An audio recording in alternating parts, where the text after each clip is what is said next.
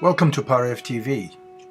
Today we present to you an informative interview the Armenian Radio out of New Jersey had on November the 24th, 2013 with Joyce Sulahian, a member of a committee that is planning a memorial tribute program scheduled for February the 9th, 2014 to honor the legacy of Patriarch, Primate, Poet, Musician, Archbishop Torkom Manoogian.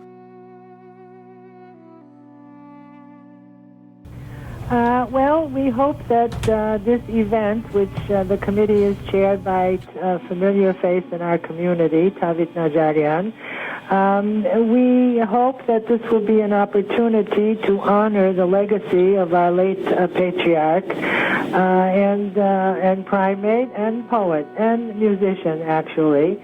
The event will be held on Sunday, February 9, which is actually the week of what would have been his 94th birthday. We hope that the community will turn out for someone that we know was very beloved by our community here in the United States. He was our primate, after all, for well over 20 years. The event will have some notable surprises, I think, and we just would like to remember our late patriarch. He was a notable figure in the history of our church and in the hierarchy of the church, and this is, I think, what is the most important, that we remember him and his legacy. Joyce, the flyer said it so beautifully. He was also the Patriarch of Jerusalem for the past 2 decades, and for 24 consecutive years, yes, he served as primate of the Diocese of the Armenian Church of America Eastern, obviously, and there was so many things that happened during his tenure. And can you just scan through some of the highlights? Well, I think, I believe he took office just after the cathedral was built, if I'm not mistaken. Yes. Also, when we had the Armenian earthquake, he was one of the first to immediately go to Armenia together with Dr. Edgar Hovsepian and Mr. Kevork Kovdanyan, and immediately sought to bring assistance to all those that had suffered so grievously as a result of that earthquake. He was a leader. He was a leader, and he had a certain charisma which drew people to him. He was a man of great grace, great discipline, very much committed to his calling from his earliest days. He was active in diplomatic circles, musical circles. He valued greatly education. He always said that he never felt that he had enough education, and I think part of the attention he gave to helping some of his clergy become educated was because of that reason. He felt that lack in himself. He made the diocese not just a building, but it was a constant center of activity with something for everyone. There was music, there were poetry readings, there was literature, and it was something that became a real center for the Armenian faithful of all ages and interests in the New York metropolitan area. Joyce, you just mentioned that he would be turning 94 were he alive. 94 years, and it's a lot of time, and it really captures the life of diaspora after the genocide, and so much has changed. But I would like to concentrate on the last 20 years of his life for a few moments, because you are among the very few people who know the difficulties or the successes he was able to achieve in Jerusalem as the Patriarch of Jerusalem. Can you tell us a few things about his responsibilities and his ability to turn things around in Jerusalem? Well, the burden of the patriarch is quite heavy. It involves not only supervising the work of the Patriarchate, but it is working in an area which is very difficult politically, caught between, in the host country, between the factions that are living in that area, and to try to balance that together with the responsibilities of the Armenian Orthodox Church as a custodian of the holy places, together with the Latin and the Greek. It is a heavy responsibility. And unfortunately, my personal feeling was that he did not receive the support and the assistance from the diaspora that he should have, be it from clergy or from lay people. Some people tried, but this is not a one-person job, and many of the clergy that are based in Jerusalem have not had experience in the diaspora. So there is a limited fountain of information and capability to choose from. They are priests. They are not businessmen. They are not administrative professionals, and to augment some of the experience that's there among the community, people from outside, people and resources were necessary. He did do quite a bit, as much as he could. He rebuilt the priest's quarters, which were in deplorable condition.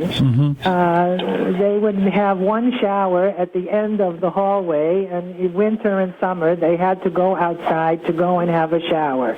He built an area which is called Barbizatar, and this gave each resident clergyman his own private quarter, a bedroom, a sitting room, a little kitchenette, a private bathroom, and also he tried to increase the decency of the overall conditions in which they serve. He increased their salaries. They received very poor or little salary until he regularized that. He also had built a new refectory for the priests, a new kitchen, and modernized all those facilities. And he wanted them to live in decent conditions because the conditions of their service are quite difficult. You know, you said so beautifully that he did not get the support or assistance that he should have received from the diaspora or from wherever the assistance comes. And also, as you correctly said, this is not a one-person job. And unless we find ways of supporting these very, very ancient institutions and very important institutions, we are in danger of not losing, but weakening them. Yes, that's very correct. And I think people don't realize this. I think they don't realize that these people and clergy who serve in these various positions, wherever they are, the individuals come and go, but the value of the institution remains and has to remain. So we have had this legacy in the Middle East and in Jerusalem for many, many years. It came to us at great sacrifice from our forefathers and from pilgrims that came and devoted their lives and gave to the Patriarchate. Are we supposed to lose this now because of personalities, because we don't like this one or we don't care for that one? This is not the issue. The issue is that we have something very valuable to preserve, and this has to be preserved regardless of who's sitting in the chair. Well, obviously, I agree with you 100%, and there are many, many noble people within the community who agree with you.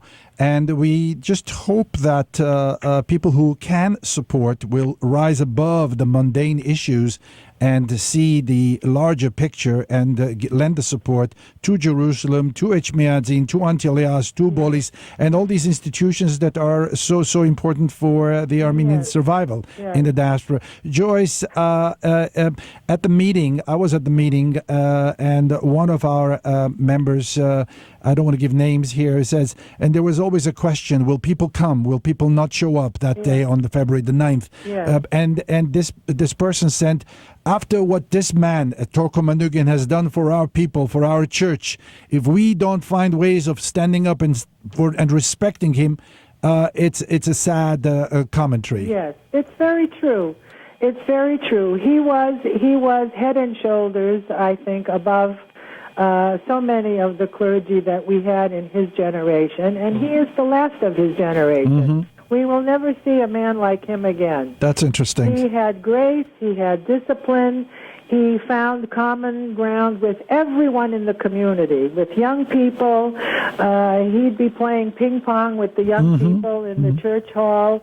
He never lost his dignity. He never raised his voice. I knew him for over 50 years, from the time I was 16 years old. He was part of my family. I never saw him lose his temper or raise his voice, ever.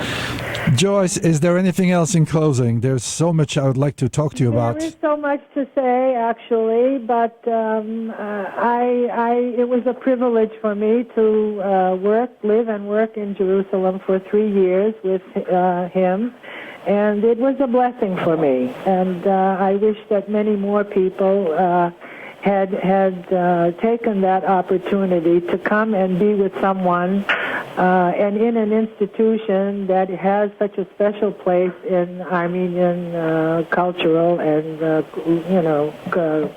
church life. Joyce, I salute you, and I thank you for all the many beautiful information you shared with us and for the many services you have lent the Armenian Church and people. Batan, I would just like to mention that for those who wish to reserve a place for the dinner on February 9, they may contact Miss Lynn Bailerian. She will be in charge of the reservations. Her address is 823 Peachtree Lane, Franklin Lakes, New Jersey, 07417. The dinner will be $50 per person, checks payable to the diocese. And the deadline for the reservations is January 24. I hope that everyone will turn out to honor this person who's so deserving of our recognition for everything that he did. Lynn's email, I'll give it also. It's Lynn Bailerian, LYNNBEYLERIAN @gmail.com. The Divine Liturgy and Requiem service will be at 10:30, and the celebrant will be our primate, Archbishop Kajak Barsamian, and the memorial luncheon and program will be at 1 p.m. Joyce, thank you very much for your time and for your comments, and happy Thanksgiving to you. Thank you, Vatan. To you too. Thank you. Bye-bye. This was an interview we had with Joyce Salahian. As you can just imagine, she has been very, very helpful and involved with the life of the Armenian Patriarchate of Jerusalem. A very dedicated person, very knowledgeable person, Joyce. And also, as she had mentioned in the opening remarks, the committee that is working hard towards honoring the legacy of Archbishop Torkom Manoogian. The committee has a chairman, an able chairman, if I may add, Dr. Tavit Najarian. And I would like to wish the chairman and the committee all the best, and we'll be definitely disseminating more information as we get the new information. We are listening to the Armenian Radio Hour of New Jersey on 89.5 FM, the radio station of Seton Hall University.